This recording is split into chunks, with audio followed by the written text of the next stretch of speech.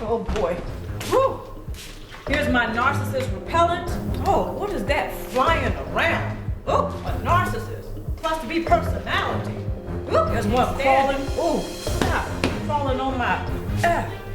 Got it. You ever get a narcissist or a cluster B personality just crawling around, searching for narcissistic supply? Matter of fact, I see one right now on my counter. Oh, God. My narcissist. Next time you see narcissists and cluster B personalities crawling around or swarming around, right? Or buzzing around, get your narcissist repellent. The next time they look like they want to start crawling inside where you live at, where you have some peace, get your narcissist repellent. God.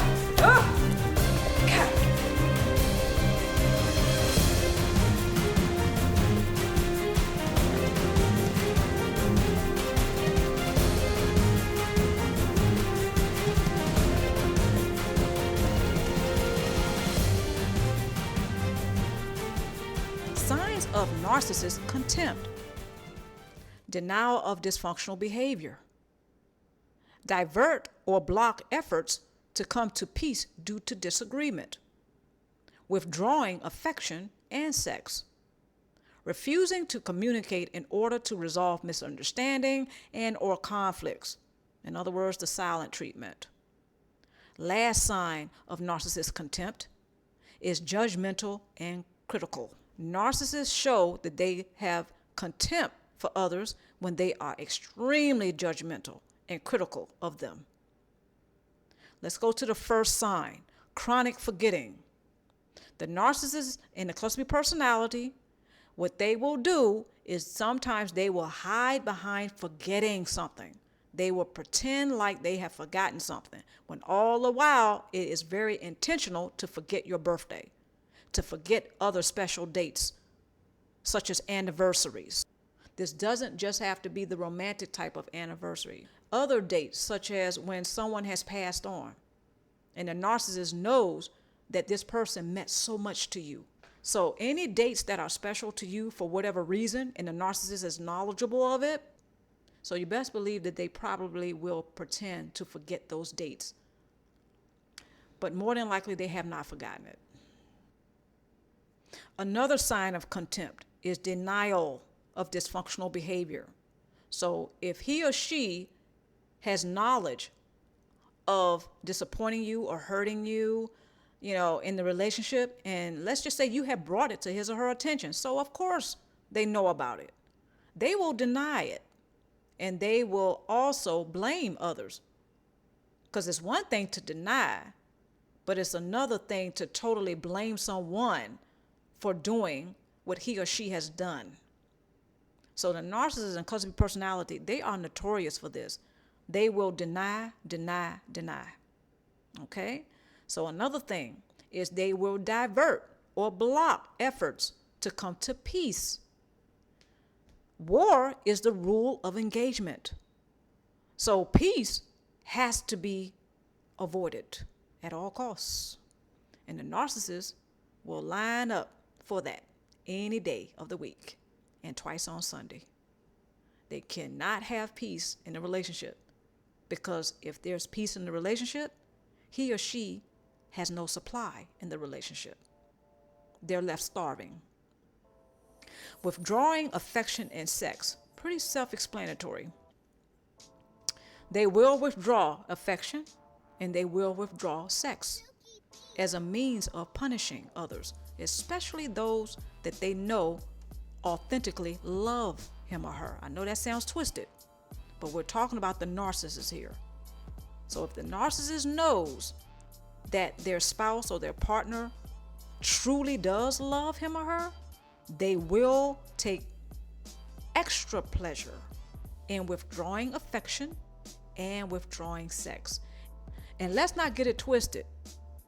During the time that the narcissist is withholding sex, you best believe he or she will not be denied. They will choose someone else to engage in the sexual act. They will go elsewhere to make sure that they get done. Okay? Just wanted to put that out there. So withdrawing affection and sex is a perverted pleasure for the narcissist in more ways than one. Okay? So refusing to communicate in order to resolve misunderstandings and or conflicts, the silent treatment. So the narcissist will use the silent treatment card, and they tend to do this very often. Okay, so this is something that the narcissist will do, especially when they feel like you have said or have done something to displease him or her, and they expect you to know exactly what that is. So their being silent is their way of telling you, without actually telling you, that you know exactly what you did to displease him or her. It's kind of twisted, but that's the way it goes. When we're talking about the narcissist here, nothing is really, when we're talking about the narcissist, nothing is really quite normal, if you will. Okay, so when we're talking about the narcissist here, they seem to have a sick and perverted, twisted pleasure in the way that they connect to others. It's not a real connection, but the way that they are intertwined with others, the way that they touch others with their energy, okay, or their low level energy. This is what the narcissist takes a very sick, perverted pleasure in. Simply put, if the narcissist knows that he or she can penetrate the energy field of others and leave some damage, they get a perverted sense of pleasure out of it. First point, the narcissist and those with a clustering personality has secretly vowed never to love anyone anymore for any reason. If he or she is shown love, it usually repulses them. However, due to their predatory nature, he or she is crafty at hiding their contempt of others. Next point. Once the narcissist finds what you hold sacred, who you love, and what your values are, he or she will set out to destroy it or them. Since the narcissist does not love you, they will not love those that they know you love. So the narcissist and clustering personality, they have a perverse sense of pleasure of destroying everything and everyone that you, I, or anyone else may find sacred, such as a pet, such as another person that you may love and care about, and the narcissist knows it. They want to destroy that. They want to bust that up, all for source supply. So everything that you value and hold sacred and you love, the narcissist secretly and sometimes blatantly, they will make it known that they want to destroy it, but usually it's secretly. Narcissists and clustering personality, they're usually not as open about such things because they need to manipulate others to have that source supply. So since the narcissist does not love others, okay, they don't love anything that the source supply does find sacred, hold of value, and love. So if you are a source supplier of a narcissist or clustering personality, just please understand that. Anything that you love or hold sacred or find valuable, it can be a person, place, or thing, the narcissist secretly will set out to destroy it and or them. So beware. The narcissist will more than likely never tell you how they really feel about you and how they perceive you. Narcissists usually see others as a game piece.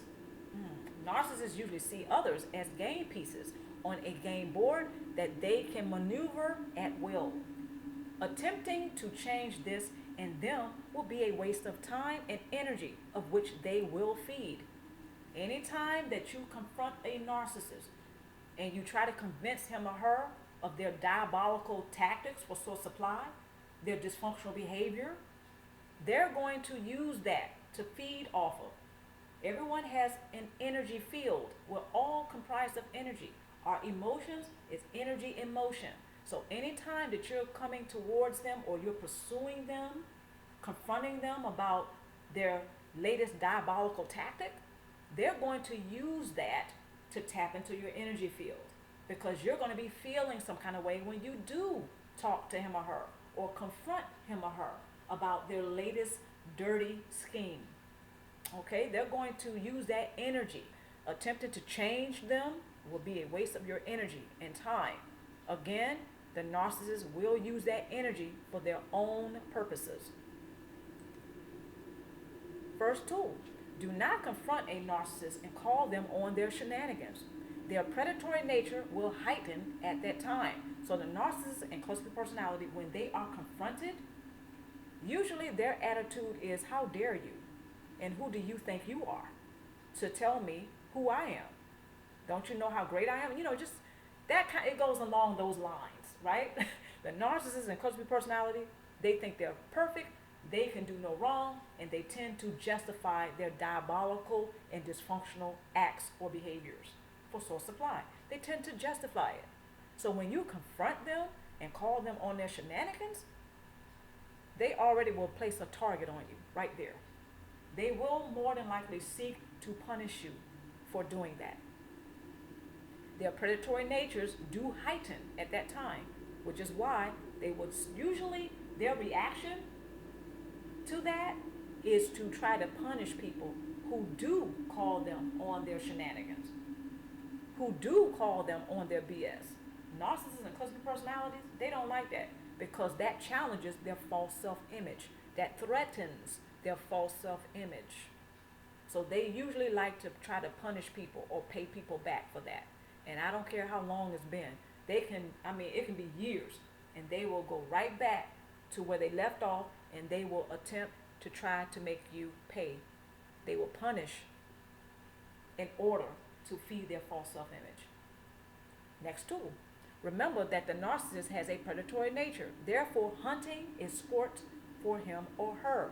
So, absolutely. The narcissist and cluster personality, they do have a predatory nature. Hunting is sport to them. They can do it in their sleep.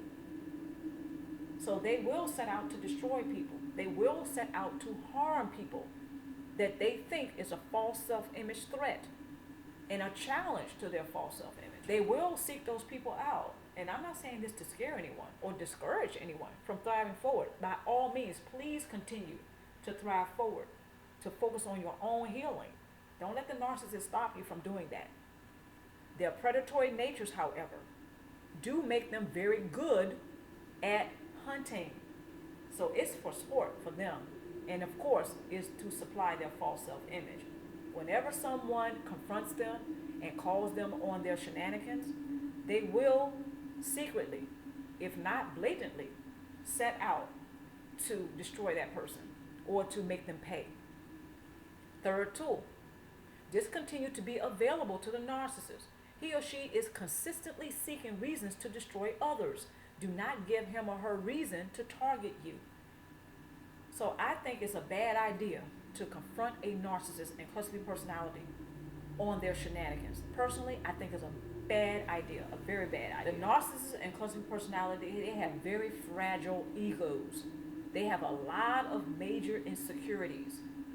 So their false self-image can be easily threatened, even when others don't mean to threaten their false self-image. It is too easy to be a challenge to the narcissist and cluster personality or their false self-image. Simply by being yourself, one can challenge and be a threat to the false self-image of a narcissist. That's how fragile their egos are. That's how insecure these individuals are. So think twice. Matter of fact, think 3, 4, 5 times before confronting a narcissist or cluster personality. Signs of narcissistic rage: harming pets, property, and or your children. Second sign, abusive language. Now, abusive language can be in the form of actually cursing a person or attempting to curse them. Now, I don't mean just using curse words. That's part of the abusive language, is using curse words. However, what goes up under the umbrella of abusive language is when the narcissist literally tries to place curses on people. I'm just simply pointing out how the abusive language is something that the narcissist will do in a narcissistic rage. Not only the curse words, it's deeper than that. They will actually think and focus on wishing someone ill will. They will secretly scheme and plot and set up to demise someone, to sabotage good fortune, of someone that has confronted him or her and called them out on their shenanigans. Narcissists will do this a lot. So that goes right up under the umbrella of abusive language, is to literally curse someone or attempt to curse someone. Another thing that goes up under the umbrella of abusive language is for the narcissist to verbally misuse someone. They will put them down. They will insult them. They will use subtlety to insult. They may not blatantly insult, but usually they interchange it. One moment they will blatantly insult you, call you every name in the book. The next thing you know, they may be sarcastic. All of this go up under the abusive language. Verbal misuse goes up under the umbrella of abusive language, as well as cursing someone and using foul language. All three of those components go up under the umbrella of abusive language. Next sign, becoming more argumentative than usual. Physically blocking pathway. This means that you can be walking and the narcissist will physically try to block your path. Some of us have gone through this, okay? And this is very uncomfortable, by the way. Next sign, humiliating sexual partner during sex. The narcissist may choose to masturbate, and I do mean during the sex act. They may choose to masturbate instead, or to self-pleasure instead of engaging in lovemaking with their partners. And they do this intentionally to humiliate the sexual partner. Many people have testified to this, by the way. Threatening to commit suicide. Threatening physical harm.